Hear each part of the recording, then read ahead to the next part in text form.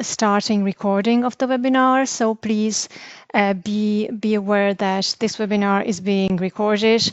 We did not open the system for people calling in and asking questions by voice, so this really shouldn't affect you, but I just wanted to inform you that the webinar is being recorded, and the recording will be made available on the Council's website after the webinar concludes. So again, thank you for calling in to our webinar, Caroline, Collaborative Research Fellowships for a Responsive and Innovative Europe.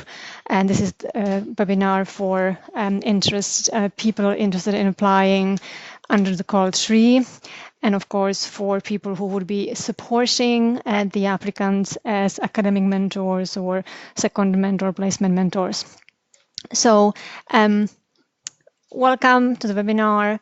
As I said at the beginning, my name is Andrea Valova. I am the program manager for the scheme. Also, as mentioned previously, this is a live webinar. It is being recorded. Of course, we do hope that there will be no technical glitches and that we will be in the position to publish the webinar. If it does happen that the recording for some reason fails, the slides will always be available on the website. I've also commented on the opportunity to submit a question. So again, please go ahead, feel free to submit a question. We have an hour allocated for this webinar, so we will be finishing by 3 p.m. What is important, I wanted to mention this in the context of submitting questions. The webinar is an opportunity for the applicants to submit questions directly to the Council, but the regular procedure for submitting questions during the call, when the call is open, is that applicants really need to engage with the research office in their proposed Irish home host organization and liaise with them in case they have a question. In most cases, the research office will be able to provide assistance to the applicants. The research office does have experience with supporting applicants for the call. The Council, in the interest of transparency and fairness to all applicants, we do not engage individually with individual applicants, only in very specific circumstances with very specific inquiries pertaining to individual mobility, eligibility, etc. requirements would we engage with individual applicants, but most of the inquiries really would be dealt with by the research office. So the research offices have a deadline for submission of questions for the FAQ process on the 23rd of August. So I would encourage you not to keep your question to the very last day, because the research office themselves might need some time to collate and submit questions received from the applicants.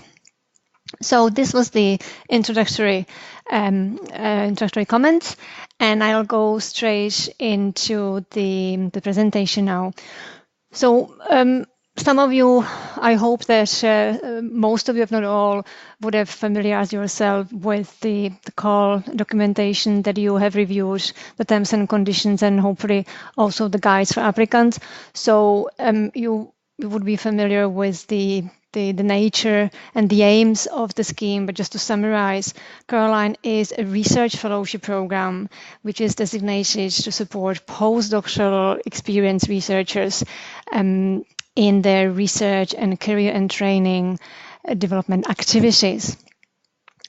What the term of experienced researcher means is it's specified in the terms and conditions, but I just summarize here that to be eligible to be considered experienced researchers, it's either being in possession of doctoral degree or having the relevant research experience. We'll be speaking about this later in the presentation. What is really important for the applicants to keep in mind is that the program has received funding from the European Commission under the Horizon 2020 program, the Skłodowska-Curie actions. So fellows in receipt of Caroline funding are the Research Council awardees and fellows, as well as Skłodowska-Curie actions fellows.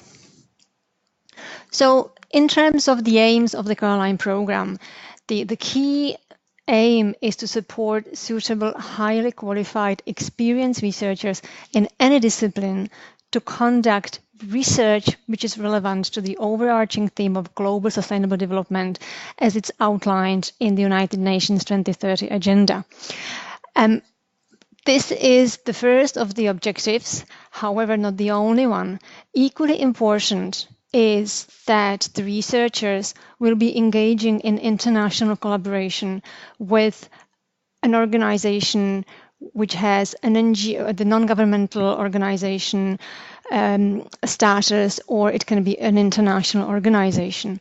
So this represents intersectoral mobility between researchers in academia and beyond academia in civic society sector. So please, as you are preparing your application and then those who receive the funding, remember that conducting your research is a means for experiencing international intersectoral mobility and enhancing your career prospects, getting additional skills, not only disciplinary skills, but also transferable skills as researchers who would experience engagement with a non-academic organization. So these are two key aspects of Caroline program as a scheme co-funded under Marie Skłodowska-Curie actions. The training and career development objective of the scheme is equally important as the research goals. So obviously the Sustainable Development Goals as approved or as accepted by the United Nations, these days a number of funding schemes and a number of events in the research landscape in general have incorporated the SDGs into their themes, into their aims. So Caroline, this is the third goal and the last goal of the program. So these are the goals, as you can see, and as you would know, they are really addressing all kinds of research, or all kinds of research topics really can be made and are relevant to the Sustainable Development Goals. So the scheme is open to researchers undertaking research in literally all research areas. The reason for focusing on the Sustainable Development Goals is apart from them being very important for the advancement of society and for achieving progress within society, is that they strongly resonate with the aims of the Marie Skłodowska-Curie Actions COFUND programs. They are very suitable to support researchers in experiencing international mobility, intersectoral mobility, and also interdisciplinary mobility. So this is a very good match for the Marie Skłodowska-Curie Actions programs. In relation to international mobility, really the SDGs, because they are applicable universally, and if there isn't international engagement, international collaboration, it is hard to imagine that meaningful progress within SDGs can be globally achieved. So in this sense, flow of high quality, excellent, experienced researchers between different countries is really critical for making progress on achieving the goals. Intersectoral mobility is not only important for achieving progress in towards SDGs, but from the point of view of experienced researchers and their future career prospects, it is more and more important that research can be successfully encompassing academic organizations and research organizations, as well as partners from beyond academia.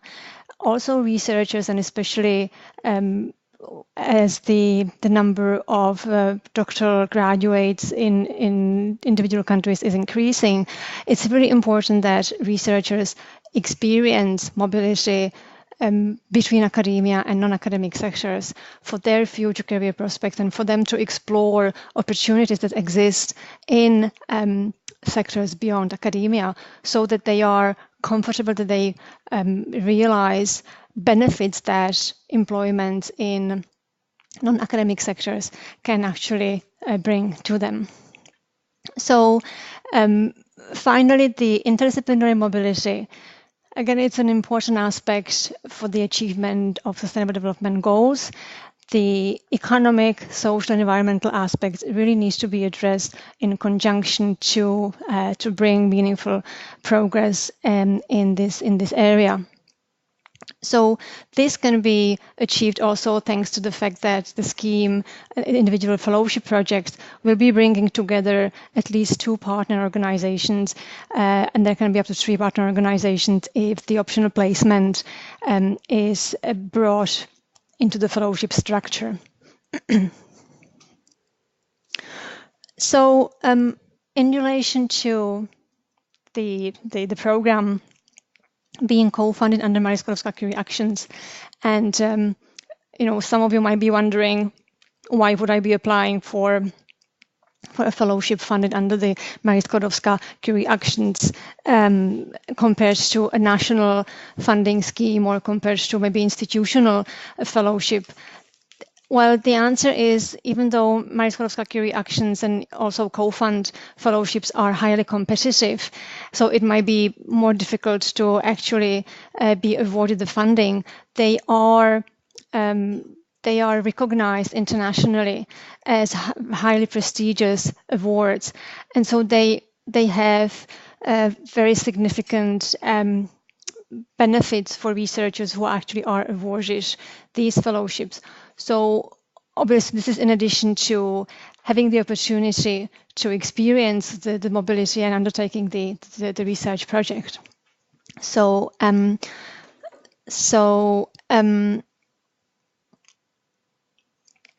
this slide, you can maybe see the some of the facts that are contributing to the importance and the added value of fellowships which are funded under Marie Skłodowska-Curie Actions.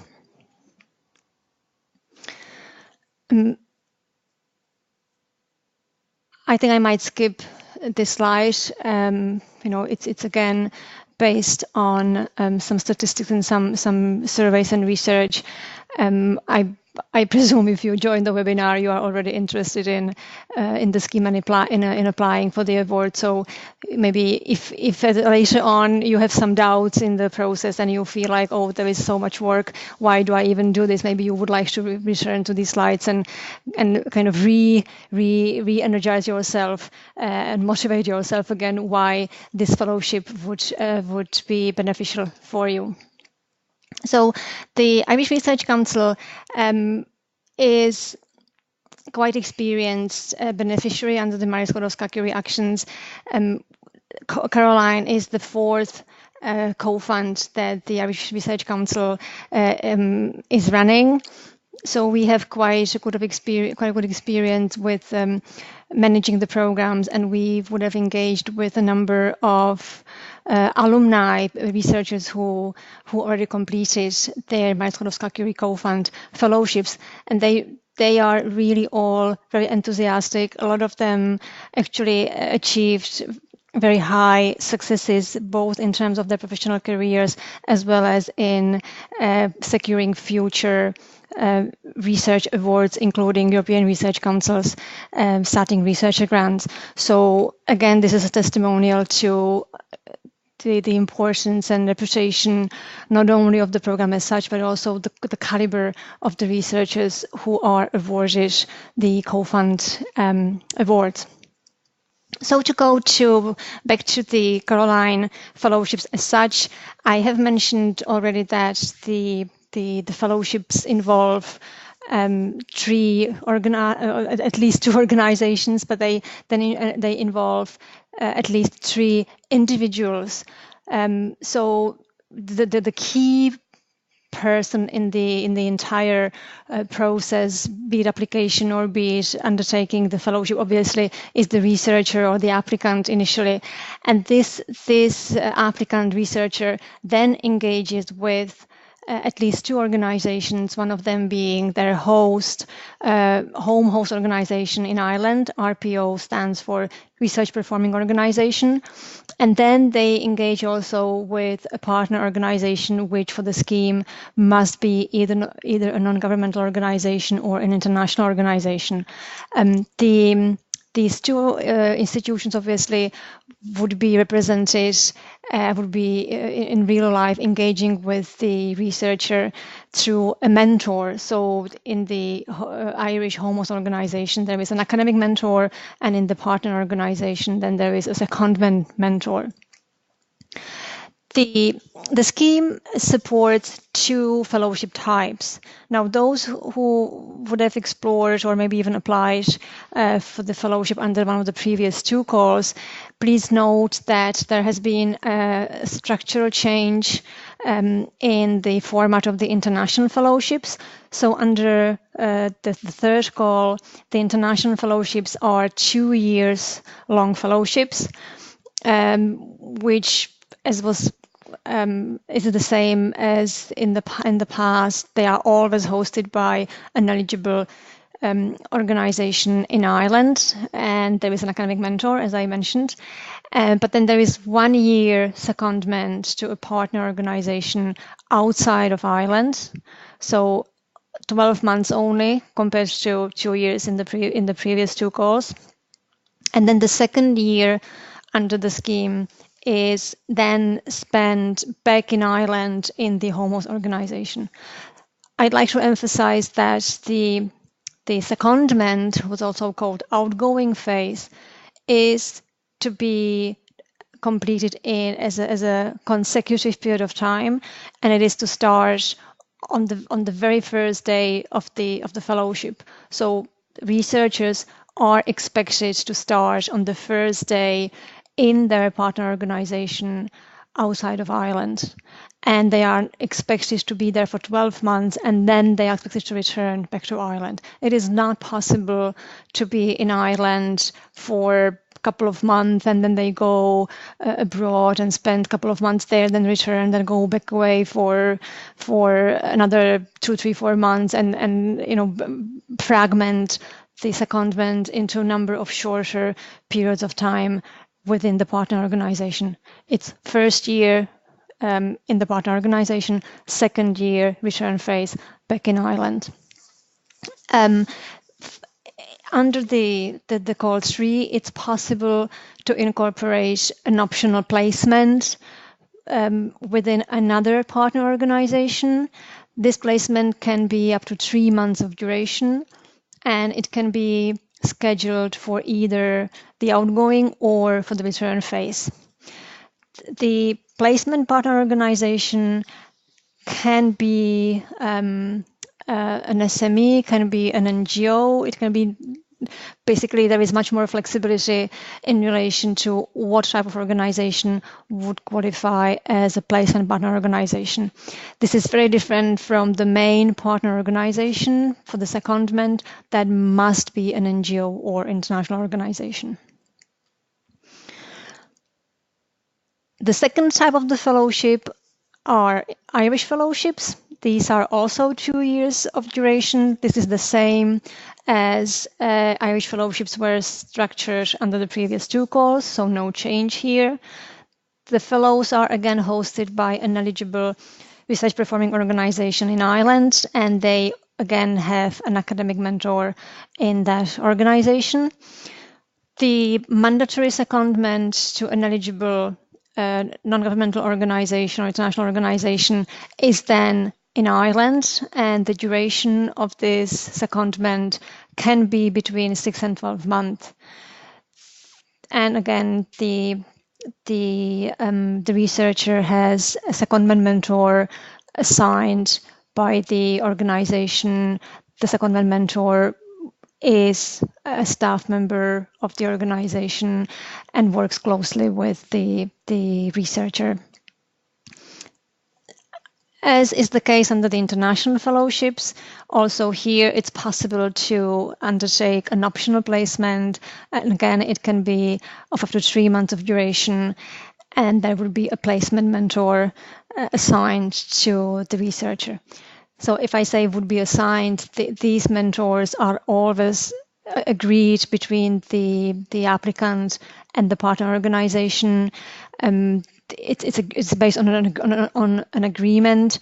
The Irish Research Council is not selecting, mediating, assigning mentors, either neither academic nor secondment or placement mentors. It's up to the applicant, up to the researcher, to identify, approach, and agree next steps with the prospective mentors. So this is a slide where I would like to speak about the partner organizations. We would have received a couple of inquiries during the previous 2 calls about what type of organization is eligible and does this organization qualify? Are they NGO? I would be receiving questions about what is the terminology in a certain country and how are these organizations called, and if an organization is called such and such form, do they qualify? Because the scheme supports or funds awards or projects supported from any country in the world, we aren't really in the position to issue an exhaustive list of terminology used in different countries, or what really constitutes or doesn't constitute in any given country, which registers are used, and this information. It really would be up to the applicant to engage with the proposed partner organization and establish directly with them if they are registered as an organization which fulfills the requirements as specified in the terms and conditions of the scheme. In most countries in the world, there exist national or regional registers. There would be relatively compatible definitions of what actually constitutes a non-profitable, non-governmental organization.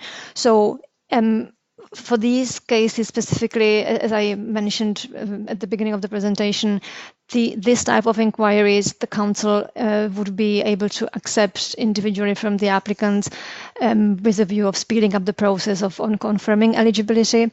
But it really is very critical that the applicants engage directly with their proposed partner organizations, and it's not only with the proposed mentor, because they would not necessarily in some cases be fully versed in legal aspects of their organization's establishment.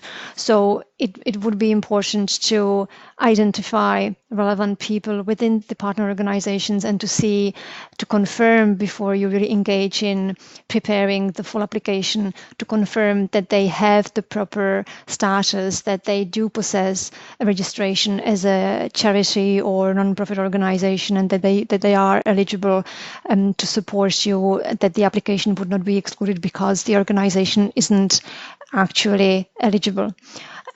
Another comment in relation to the partner organization, there were cases in the past where applicants applied with an entity instead of a partner organization, or in the capacity of partner organization, which actually was not a legal entity. There were applications with a consortium or with a project. These entities aren't really legal entities, and they are not eligible to support an application as a partner organization for secondment. A project or a consortium typically are not, have no legal status, are not legal entities. So be careful, make sure that what you are inputting in the application, what is registered in the online system, actually meets the scheme requirements. So this slide, common features of eligible NGOs. Again, this is, let's say, graphical representation of the definition which is available in the terms and conditions of the scheme. So in clauses 117 and 118, I would refer everybody to this definition. If you have any doubts, make sure or verify with the proposed partner organization that they are meeting the definition. And if there are uncertainties or lack of clarity, do feel free to contact us, and we'll assist you with confirming eligibility of the partner organizations. So as the terms and conditions specify, and as you would know, there are different types of non-governmental organizations. Then they can be international NGOs, which are operating in various countries. When we speak about international fellowships or even Irish fellowships, and we say that the organization is located in a certain country, what really matters is that there is a physical infrastructure or physical presence, there is an office of a organization in the concerned countries that you, as a researcher, if funded, would be physically embedded in. So it's not sufficient to, let's say, be involved in activities that are undertaken in certain countries, but without actually the organization having an office there, your mentor, some infrastructure, some support to your research and training activities needs to be available in that given country. So again, if you have any doubts, do refer to the core documentation. There will be examples in the FAQs, or engage with the research office in your proposed Irish home host organization. So again, the following slides are, I'd say, translating or expressing in different form the definitions that are outlined in the terms and conditions. The international organizations are, okay, there's also different subcategories of international organizations. They can be intergovernmental organizations, then they are international NGOs, and then specific categories are European interest organizations. Typically, these are a bit more obvious. Their eligibility is easier to establish if they are intergovernmental organizations. That will be quite easily established compared to the NGO status. So again, another slide with examples of intergovernmental organizations, but I guess this wouldn't really be critical for the audiences. So I spoke already a little bit about determining eligibility of proposed main partner organization. So just to summarize, it's really critical that you check the definitions that are provided in the terms and conditions. We are aware that the core documentation is quite substantial. There are many definitions. Sometimes it might be difficult to digest everything. Please do reread terms and conditions, just double check, make sure that you understand everything, and do engage with the research office in your proposed Irish home host organization. In some cases, and again, I alluded to this previously, because the scheme would support collaboration with organizations anywhere in the world, it is really not possible to answer all possible questions or provide exhaustive definitions in any core documentation. So if there is some kind of doubt, or if you aren't really sure how to interpret a certain sentence, the key is that the aims of the scheme are fulfilled. So if we would have received questions, okay, so this university in the United States or somewhere in the world, they are not for profit, they are not state organization, so surely they are eligible, they can be my partner for my secondment. Why can't they? Well, they can't, because a secondment to another university would not fulfill the aim of providing researchers the opportunity to experience intersectoral mobility from a university or from a research professional organization in Ireland to a university abroad. There is no intersectoral mobility.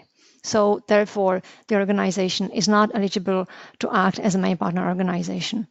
So we would hope that the terms and conditions are providing clear definitions, but if there is a doubt, do consider the purpose and the aims of the scheme.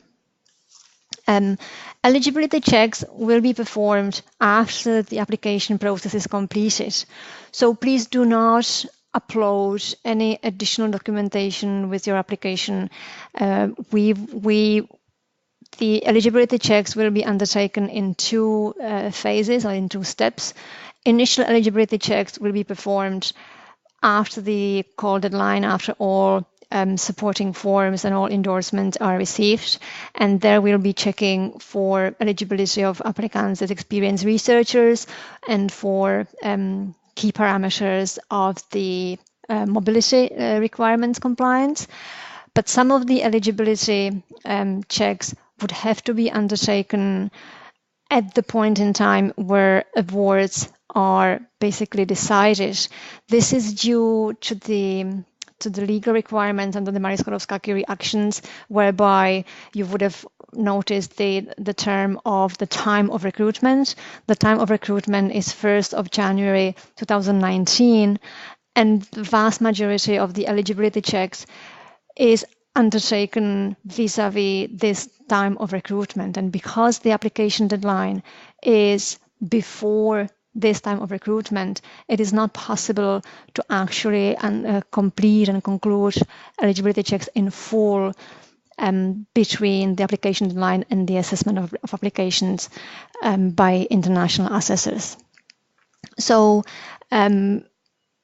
we will be verifying eligibility in two steps, and then we will contact applicants considered for funding with final formal requests for documentary evidence after the outcome of the competition is known.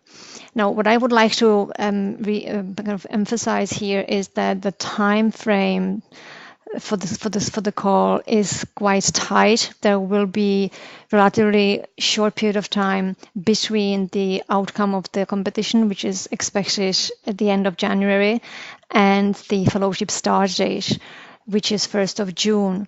So even though you are not required, and you should not even upload any documentary evidence pertaining to your eligibility with your application form, it is highly recommended that you actually have the documentary evidence that is likely to be required from you if you are successful after the results of the competition are known, because there will be a very short period of time for fulfilling all the paperwork requirements at that point in time.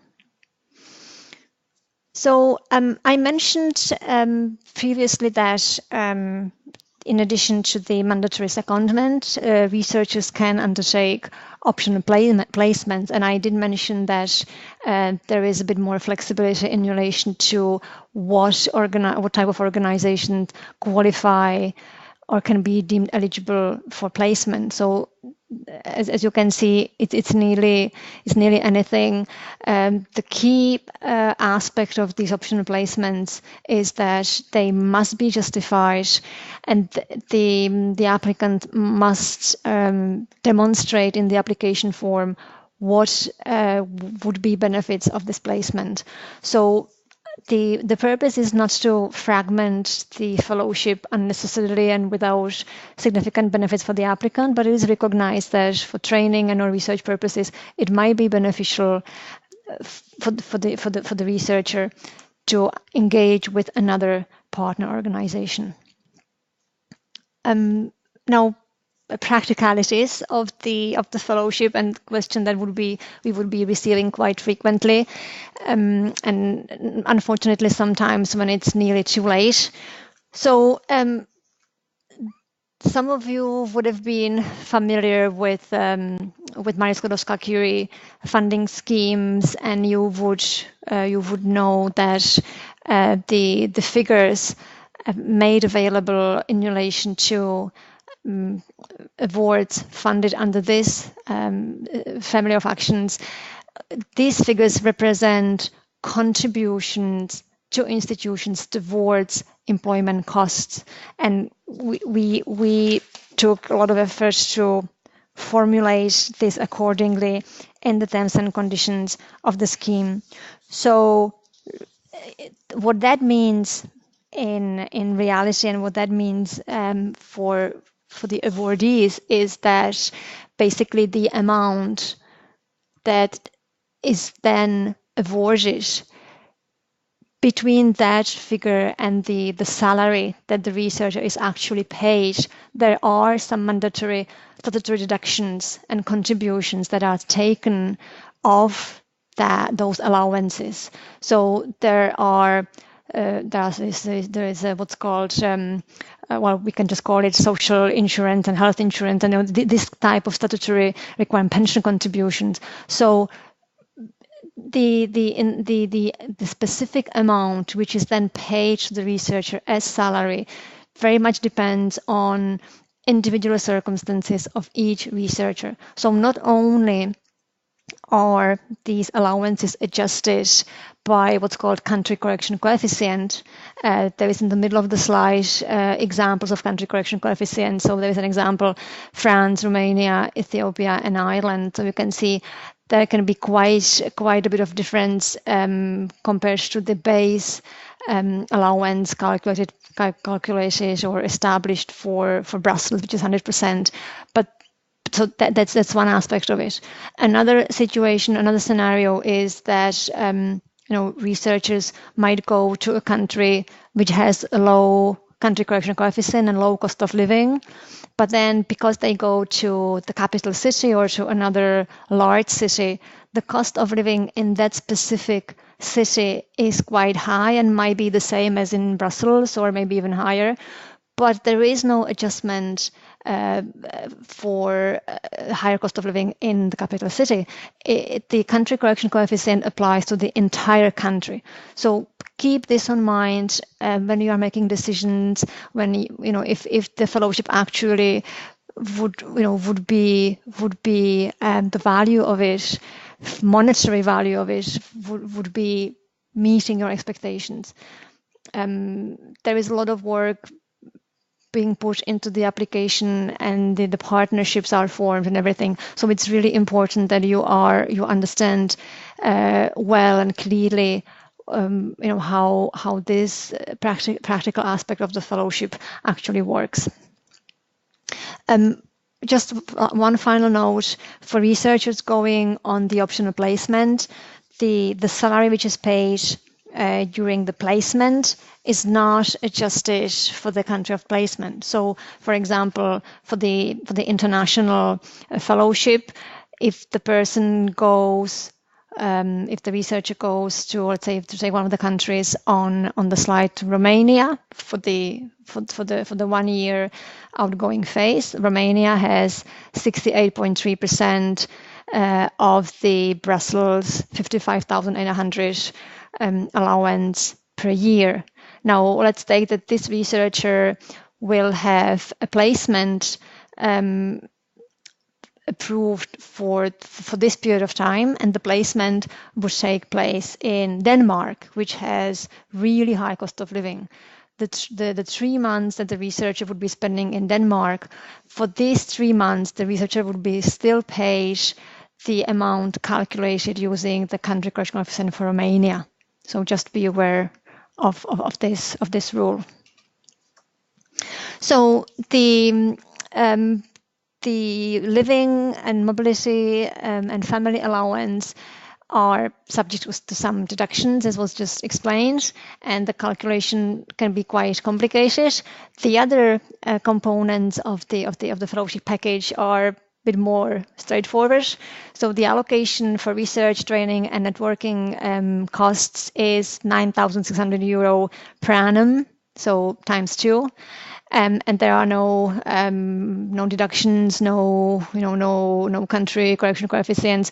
This is the amount of money that the Council, with financial assistance of the European Union, provides, and that's it. And then for the main partner organization, which hosts researchers for secondment, there is a flat rate of €1,752 per annum. Now this amount is calculated pro rata. So in the case of the Irish fellowships, if a researcher doesn't spend a full year on a secondment, let's say they only spend 10 months, then the contribution towards indirect research costs or towards overheads will be reduced accordingly. Now, researchers who can't be covered by the European Health Insurance Card can apply, can request additional funding to cover the cost of the health insurance to the council. There is a specific procedure which would be triggered after the awards are made. And finally, the council provides paid maternity leave in line with the Irish and the council's general policy. So now just to go back to some important rules in relation to eligibility criteria. Now, do we have some relevant questions, Peter, in our Q&A? Yeah, I might leave the questions. I'm just looking quickly now at the questions. I'd rather finish with the slides, and then with the time left, we might address some of those questions. So these are the three key areas that I would like to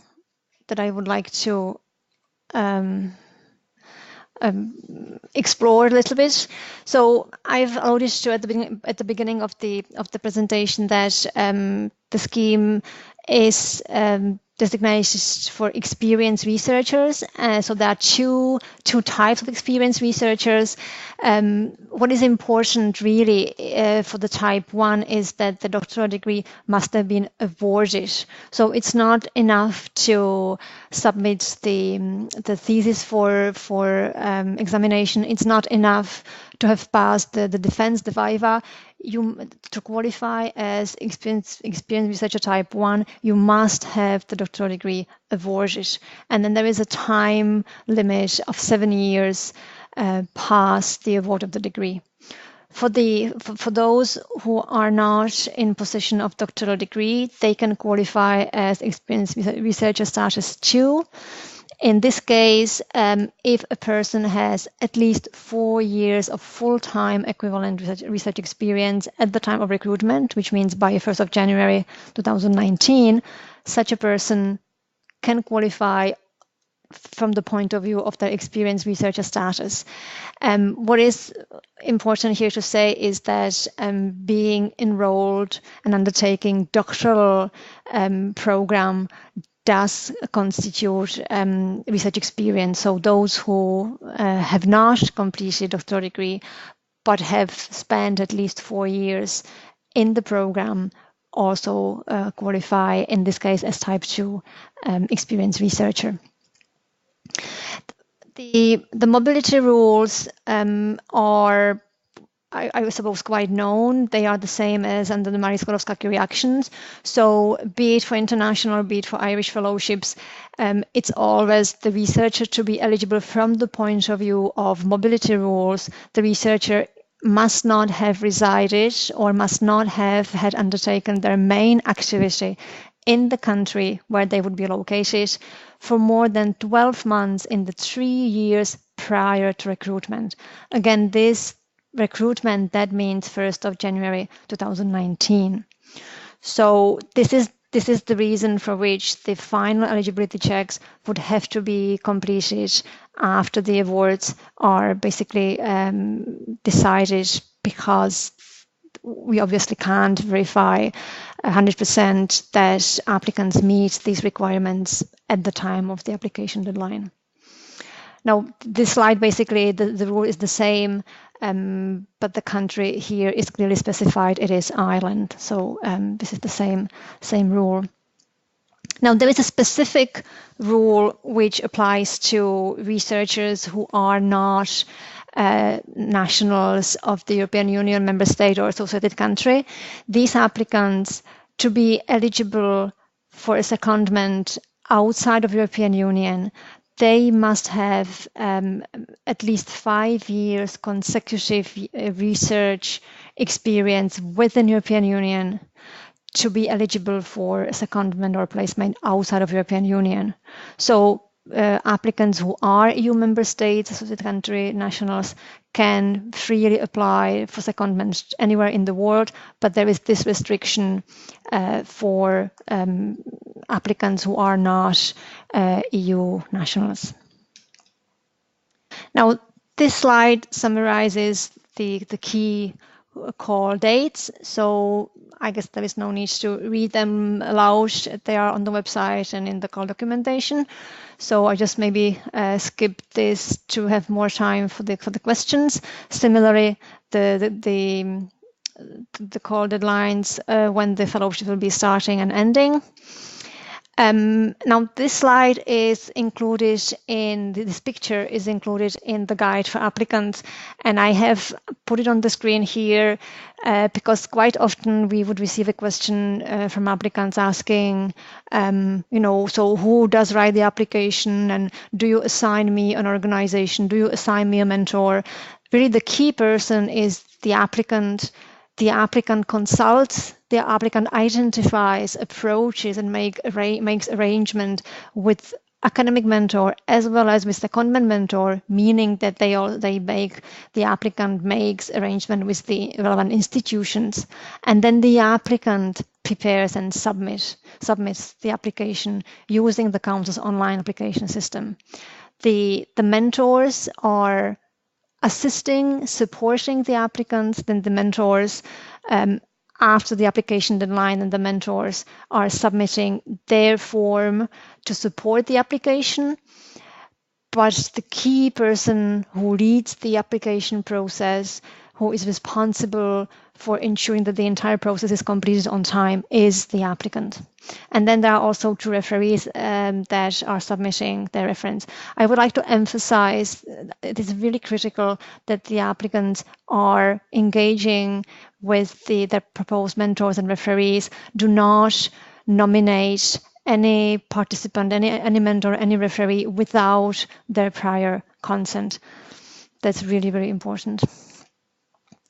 Okay, another important, let's say, entity or participant in the process is the research office. Now, I have said, I have repeated a couple of times, a few times, that applicants really should be liaising with the research office. And it's not only when you have questions, but it's also to avail of services and supports that the research office can provide to you.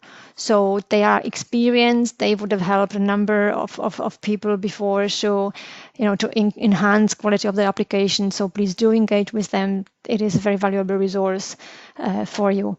Now, we are publishing frequently asked questions document on the website. We typically do about a weekly updates depending on number of questions arriving to us. Now, there is a difference between asking a question about rules and eligibility, etc., and having a technical issue. So if you do encounter a technical issue with the online system, refer to the guide in the first place. There is a guide to the online system. And if you don't find the answer, please contact us directly. Email caroline@research.ie as soon as you encounter a difficulty, and include any error messages on screen snapshots to give us as much information as possible to allow us to resolve the issue if there is an issue without delays. This is really important, and closer the deadline it gets, the more important it is that you give us all information that is relevant to the issue encountered. Another picture, which is also included in the guide for applicants, this explains 2 different registrations that are possible in the system. So you will find on the website a list of organizations that completed expression of interest form. And these organizations that are listed on the Council's website, accessible from the scheme's microsite, the Council has verified that these organizations are eligible to act as main partner organization. So these organizations, you don't need to worry about their eligibility. But then if you see an organization, once you are logged into the system and are going through those organizations that appear there.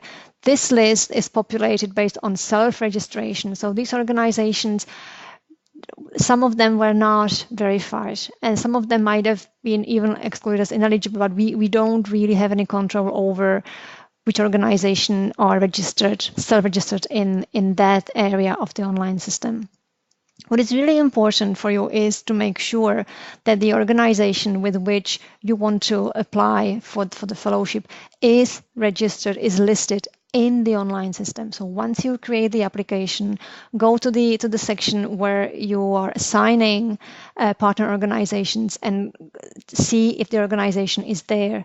If the organization does not appear there, there is an online form that the organization would need to complete, and that would add the organization in the relevant list. So I hope this clarifies the situation with the registration and how what is the status of these institutions and their eligibility. There is some advice from past fellowship applicants. Again, many of them do encourage the people like you to engage with the research office. And what I would like to mention now, even though we are far from that stage in the process, please do not forget the requirement that the partner organization and your home host organization will have to sign an agreement between the two institutions in relation to conditions of your award. Do identify responsible people, relevant people within the organization who would need to be involved in these negotiations. Do make sure that the institution actually is in the position to accept the terms and conditions of the scheme.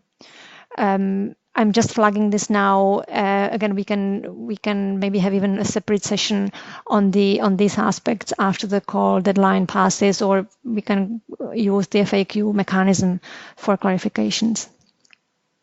So I'll go really quickly through these slides. There is more feedback from international evaluators in the guide for applicants. So please review that. The evaluation criteria also are outlined in detail in the guide for applicants.